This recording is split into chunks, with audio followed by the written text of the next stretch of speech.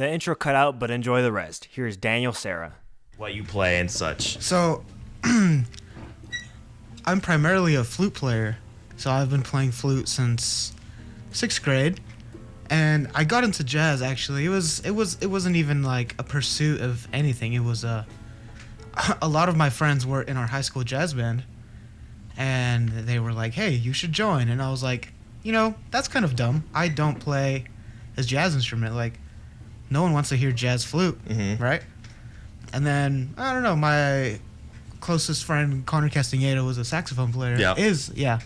And he was like, dude, you should just do it. Like, you don't lose anything. We just have fun. Like, it's not a serious ensemble. So I was like, okay, I'll do it. And then I get in, and my director's like, hey, what do you want to play? I'm like, hey, throw me on saxophone. And he's like, okay. And then he was going to throw me on alto saxophone. I see. But I think he thought me and my friend Connor were going to talk a little too much. So he's like, actually, I'm going to put you on tenor. Yeah. So that's just how it happened, and it ended up being something really fun. There you go. So how long have you been playing jazz for? I've been playing jazz for, this will be my 5th year, so since sophomore year of high school. I see, yeah. So I'm guessing the same amount of time for your saxophone? Yeah. Yeah, perfect. Well, when did you start listening to jazz? I know you started playing jazz 5 years ago, but when did you actually discover jazz and started listening to it more frequently? So when I started listening to it more frequently and actually paying attention to the genre was I would say about a year before, because I actually remember when I got introduced to jazz, because we all know jazz, we all know the Incredibles theme, we all know things like that. We were at freshman year marching contest. Okay. Right? Yes. And me and can relate. And that friend that I was telling you guys about, Connor, we had our lights out was at 10, but we stayed up until 1 a.m. and he went into a rabbit hole about jazz and the different subgenres and all of that, and I was like, wow, this is really interesting. Yeah. So from then, I started getting more, into the listening aspect of it. I see, yeah. Who were your biggest role models in jazz while you started playing? When I started playing?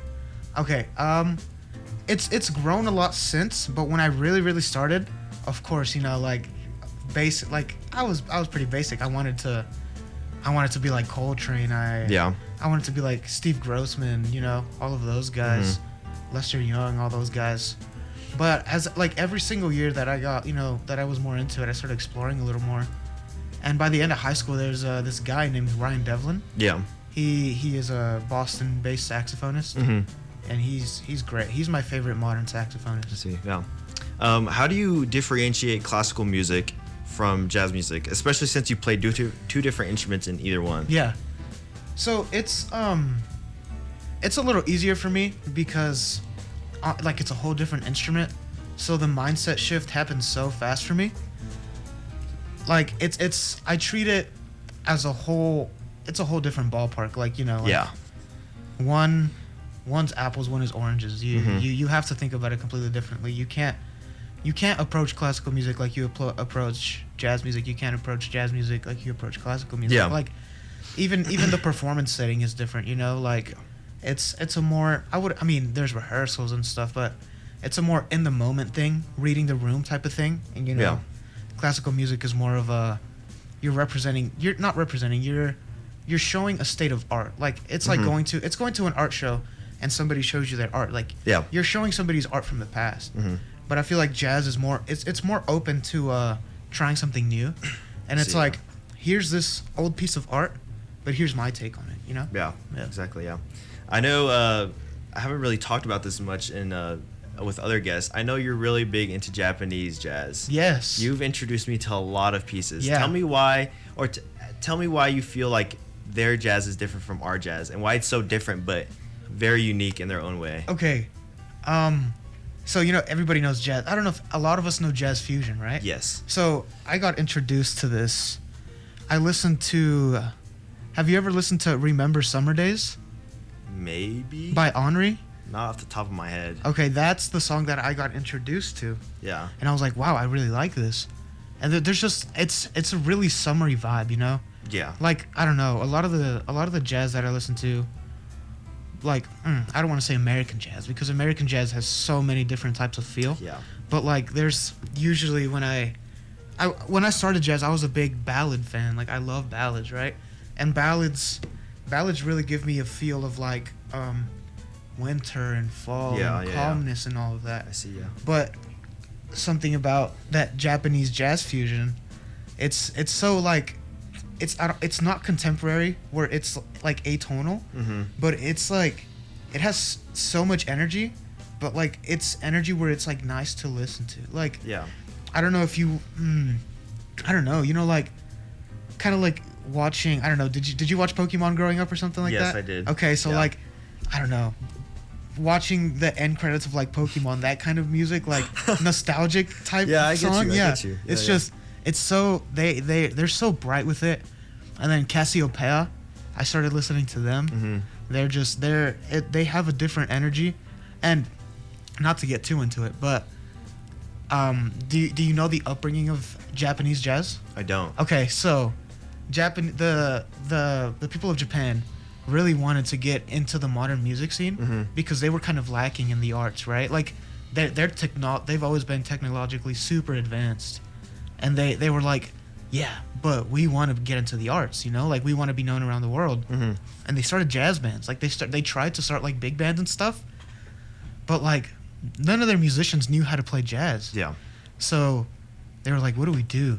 So what they started doing is they started hiring American musicians to go play on their albums.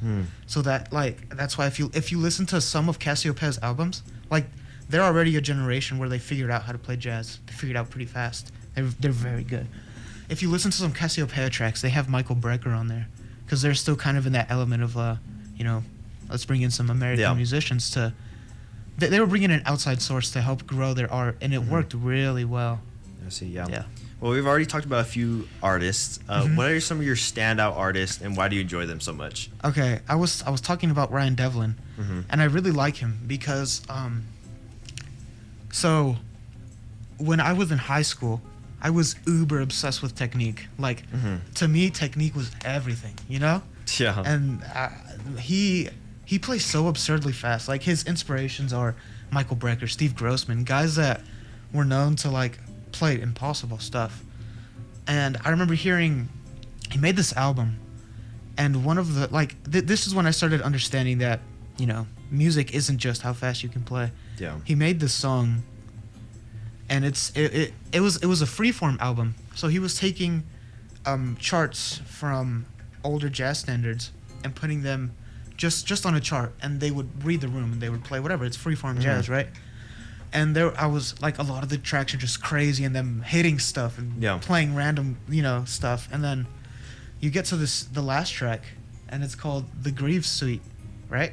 And his mom passed away the year before, and he wrote this chart for his mom. And I can't remember what progression he used or what chart he pulled it from, but it's one of the most beautiful charts I've ever heard. And like people say all the time, like you can feel the emotion in music, but like that chart it's beautiful, dude. Like it's that's when I was like, wow, this guy's different. You know? I see. Yeah. Well, you just got into a little bit. A lot of people contribute jazz into showing people's true emotions compared to classical or rap or any of the other genres out there. Why do you think jazz has such a prominent feature of emotion of humans in the music? Okay, I think I've watched. I kind of go into these little rabbit holes, right? Yeah. And jazz music was the first original American music. Everything else has been brought over. Yeah. Classical music is European, you know, everything. So, and then country music comes from the blues. Blues is like a separated cousin from jazz. Like you can make an argument that a lot of what we listen to right now comes from jazz. Yeah. Okay? And I think that the reason jazz is so emotional is because, I mean, jazz started because they gave I can't remember if it was right after the slaves were freed or close to when they were freed. Yeah. They gave them access to instruments. And they didn't know what to play. They didn't know what to do. So they just kind of started playing, and they kind of threw hymns in there, you know? And it just evolved from then. I see, yeah. So you know, the evolution of classical music came from the church, right? You would write something, and every church would play it exactly how it is. But the Americans that started jazz didn't have education, the classical education, whatever you want to call it, you know? So they just kind of, you can say they were putting their emotion into the music and, you know, just playing what they felt. Like, you know, sometimes people say, I'm going to play what I feel. And it's just like, that just means you don't know what you're doing. But in this case, they were playing what they felt because they didn't have access to education. Yeah. And they just figured out how to make things sound good. So I think if the roots of the music came from, you know, people really, really trying to express their emotions, but only in that moment, then I think when it branches out, it just started becoming, you know, super do your own thing. I know you got into a little bit of how you kind of get into a different mindset when you're playing classical music and jazz music. But a different aspect of jazz music is, of course, improv.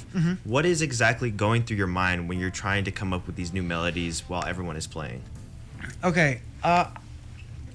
There's a lot of people think a lot of different ways. But personally, so I've always, one thing that's always stuck with me, one of my old band directors told me, when you solo, you don't want to just like scream at somebody. Like you're telling a story. You're telling a story, and you don't, you know, you like.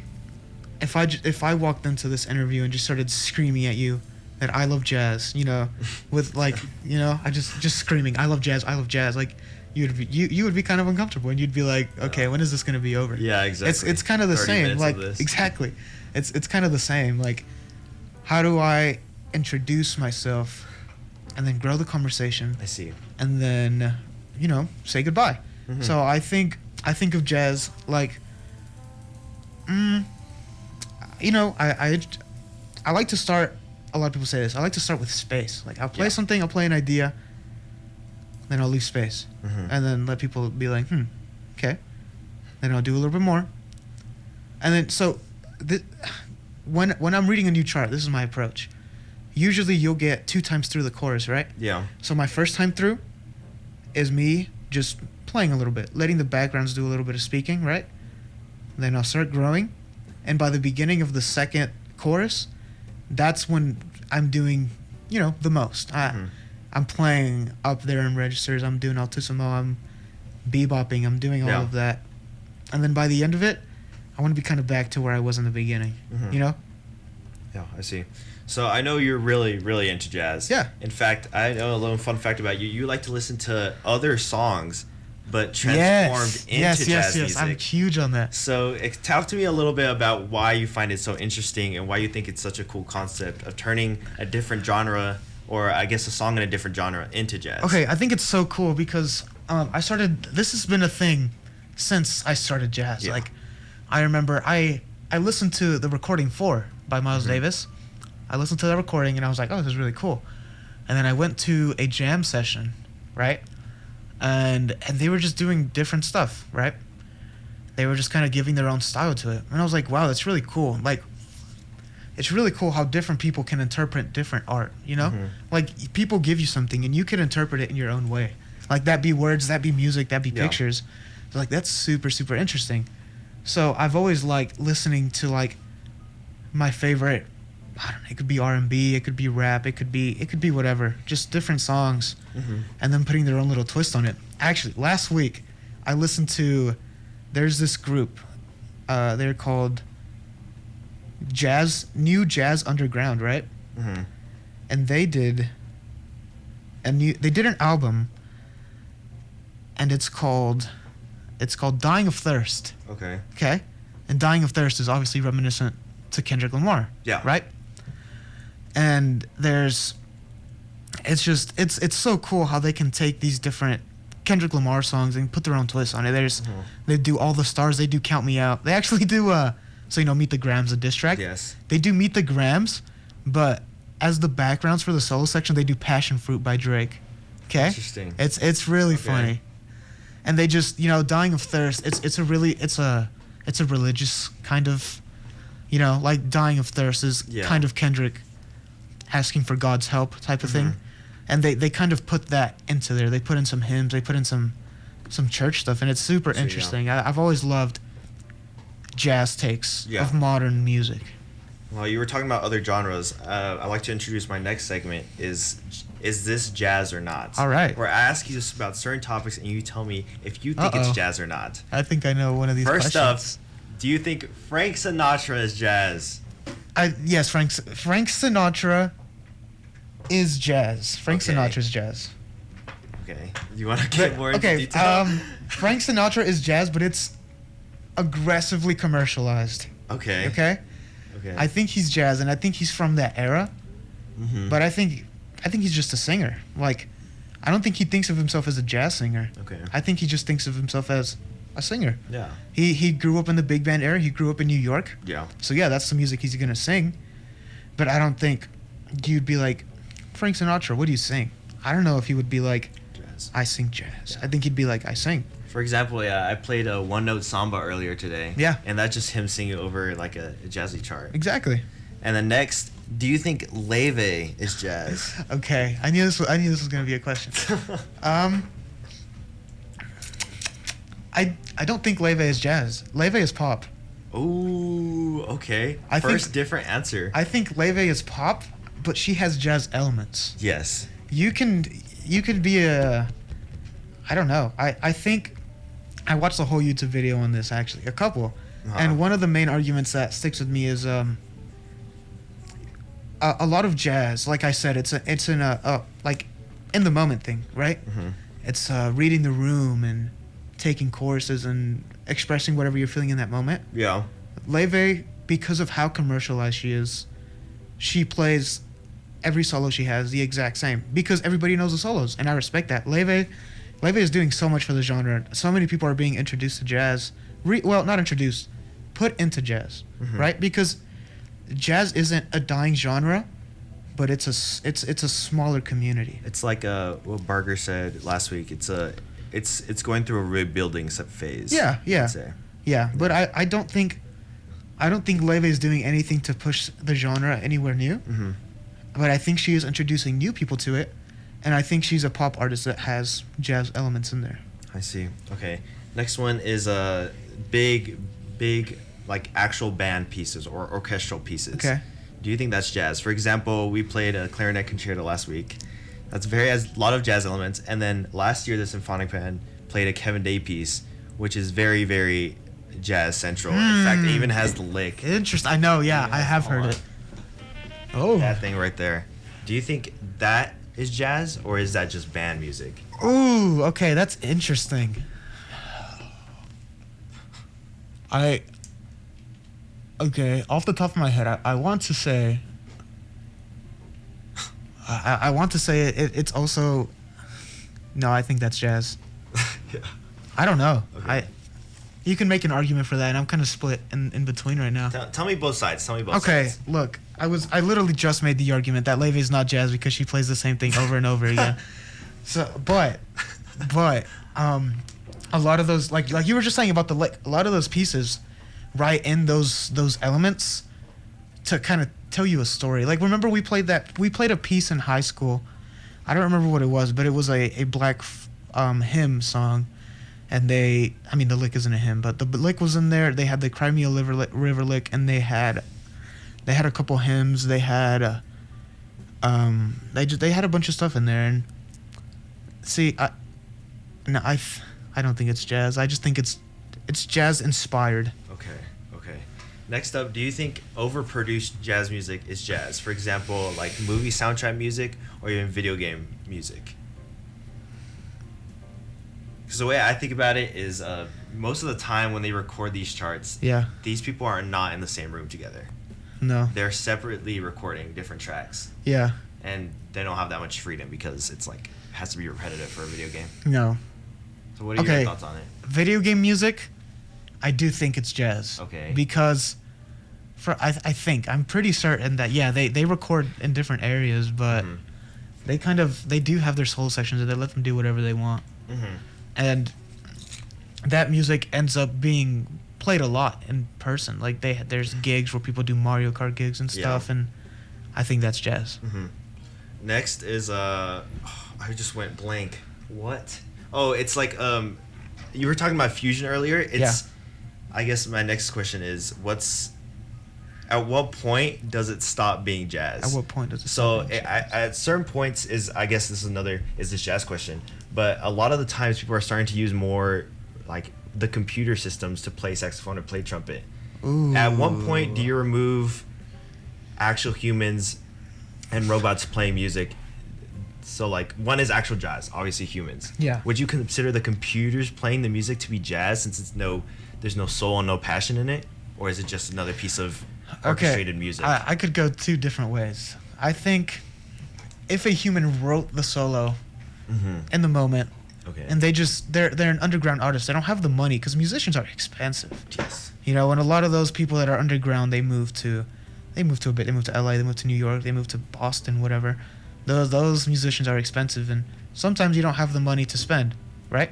So maybe you have the idea in your head, but you have to put it on a computer, right? I think in that sense, if that's your only option, I think you're still doing something for the art. But if you're like, there's a huge argument about this right now. You know, like jazz, is it going to take musicians' jobs? And you know, jazz keeps getting smarter, and they write me a 8-bar blues, or like not 8-bar blues, just write me an 8-bar progression, whatever. And I think, I don't know, I'm really against using computers over actual musicians. Yeah. I'm not really, I don't really like that, because I mean, they lack the passion, but you know, music's a connection.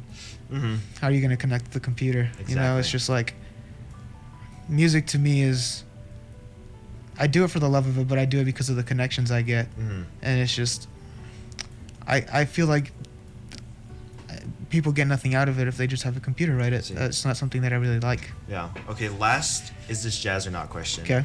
So as you were talking, Kendrick Lamar has a lot of jazz segments in some of his songs, Yeah. especially in the album To Pimp a Butterfly. Yes. Even though it's a little segment, would you consider that entire song to be jazz or no?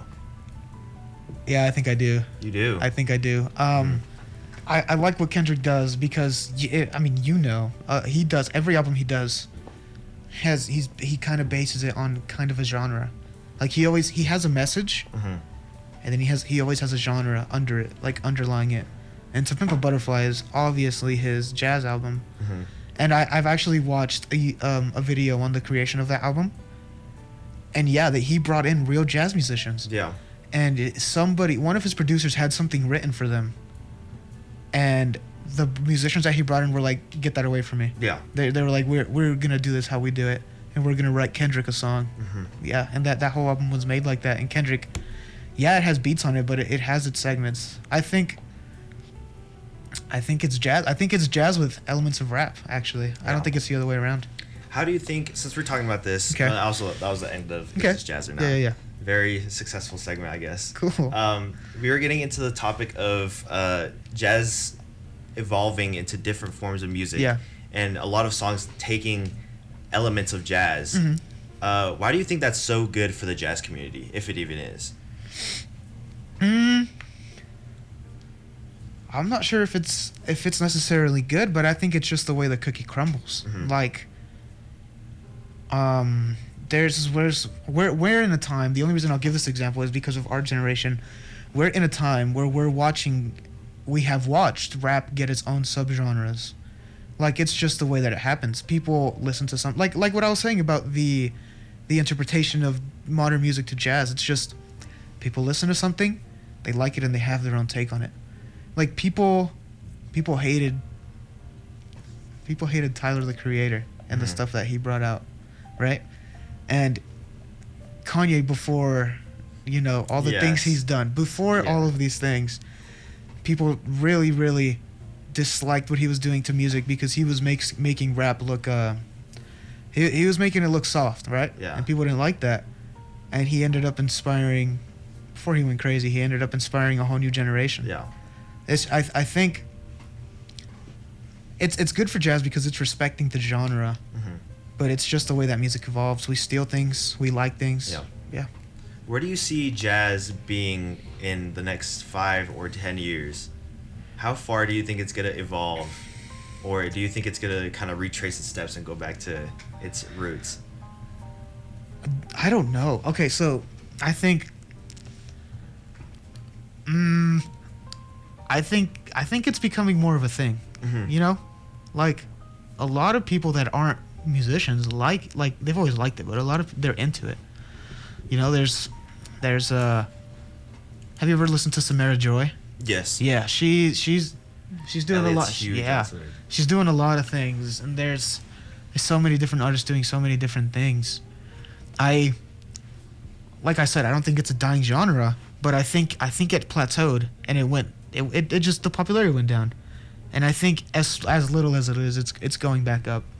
How good do you think it is for the jazz community to be, I guess, perform live, since jazz music, you know, or I guess you could say classical music takes more time to perform live. Yeah. But jazz music, you could just call someone up and boom, they'll perform. Why do you think it's so special for many people to want to see jazz live in like restaurants or a bar, even out in the street? Yeah, so jazz lounges are so fun because have you ever been to the 806?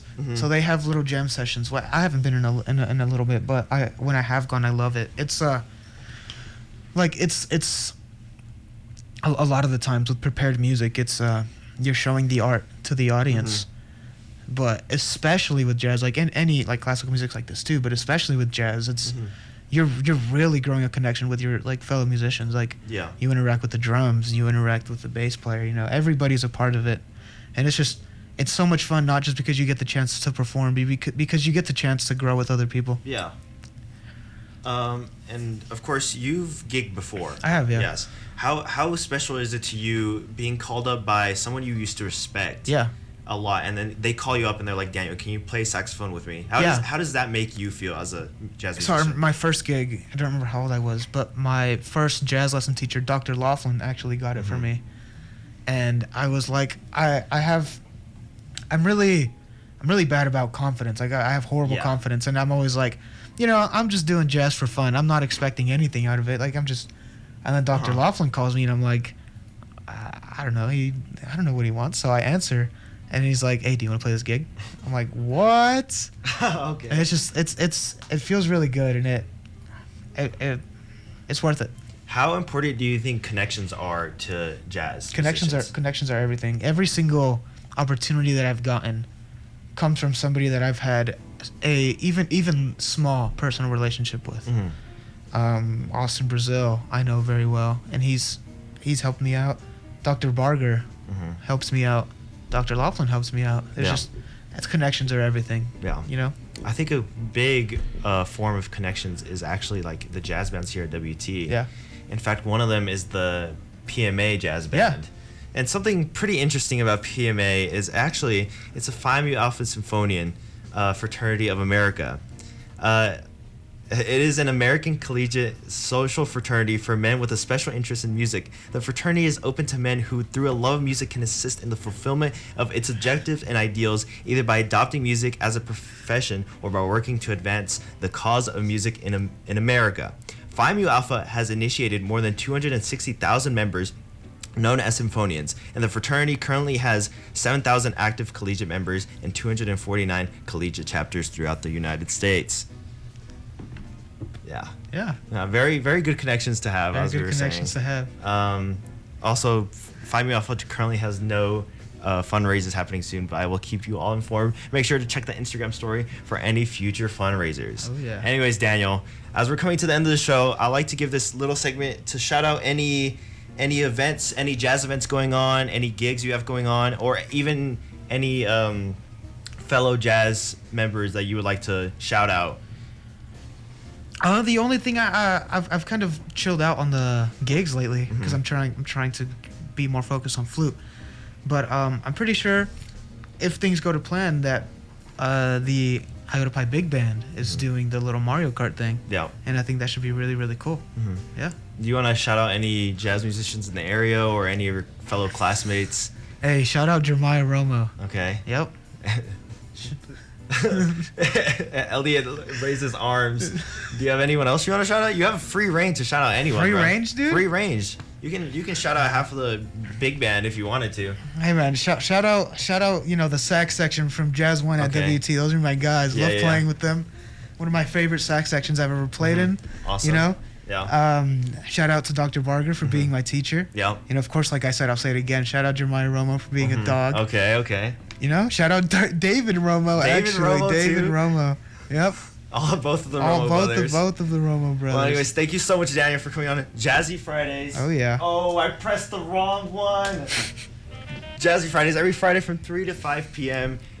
Do you have any closing remarks, or I guess, let me help you a little bit. Do you have any words of wisdom for upcoming jazz musicians and talking to them about promoting more jazz or hopeful of the jazz future? I think we're in not a jazz scarce area, but we're in a place where it's not as big as other places in Texas. So I think if your school has a jazz band and you have any interest to do it, do it. Like not all of the schools in Amarillo or Canyon have jazz. And I was blessed that I went to a school that did, and you should really do it. Try it out. Any opportunity you get, do it. You know, it's just anything you see online, go to it. Any opportunities to play, do it. It's everything. Perfect. Thank you so much. And of course, at the end of the segment, or at the end of the interview, I like to ask my guests for a song recommendation. So, what would your song recommendation be? Oh yeah, hey, I've been trying to push my limits on jazz lately and listen to a little bit more modern stuff without not liking it. And Poxa by Cortex is really good. Perfect. Well, that's going to be coming up after this legal idea and a little sweeper. But of course, thank you, Daniel, for coming on Jazzy Fridays. I think it went pretty well. It went pretty well. Thank you for being again. Of course, we're going to take our Polaroid in a little bit. Cool. Make sure to stay tuned on the Instagram. Jazzy Fridays on Instagram. You don't want to miss it. The Polaroid signing in the post. And stay tuned. We have so many more great charts coming up. And of course, we have Elliot Sight Reads coming up in about 30 minutes. So just stay tuned. See you guys in a little bit.